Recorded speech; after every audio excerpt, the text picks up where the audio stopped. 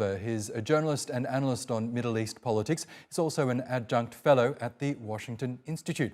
Welcome back to the program, Neri. There are reports that Benjamin Netanyahu is expected to inform Israel's president later today that he has succeeded in forming a coalition.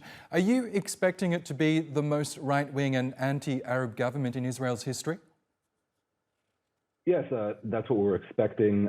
So the coalition negotiations ever since the November 1st general election last month have been quite clear in terms of both Netanyahu being the prime minister designate, and he will get the job done no matter how long it's taken him in recent weeks, and it will take, I think, another week or two for his government to actually and officially be sworn in. But yes, the contours have been very clear that it's his right-wing Likud party, along with a whole host of right-wing ultra-Orthodox Jewish and far-right parties.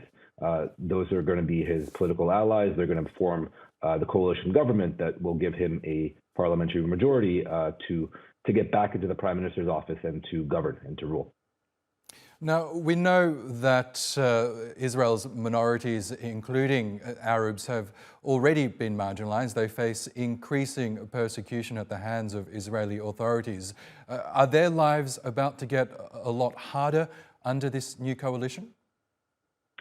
Well, I think on a whole slew of issues, things will get worse. And by the way, not only for Arab Israeli citizens of Israel, not only for Palestinians in the occupied West Bank or East Jerusalem, or even in certain scenarios, the Gaza Strip, but also for the vast mainstream Israeli secular majority who are now likely going to come under pressure from Netanyahu's far-right and religious allies.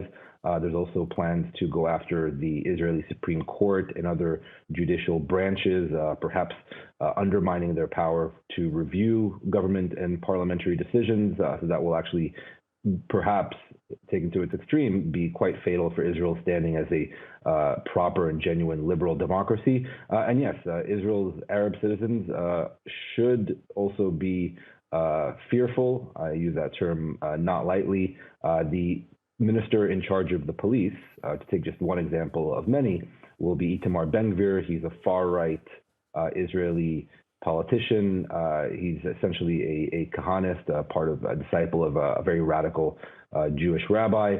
And he has his own ideas about how to, quote-unquote, reform the Israeli police, what priorities he wants the forces to go after. And also he's demanding and will likely get increased political power and control over the Israeli police. And again, that's just one example of several. Okay, we are still, of course, awaiting that announcement from Benjamin Netanyahu. But in the meantime, Neri Zilber, thank you so much again for joining us on TRT World.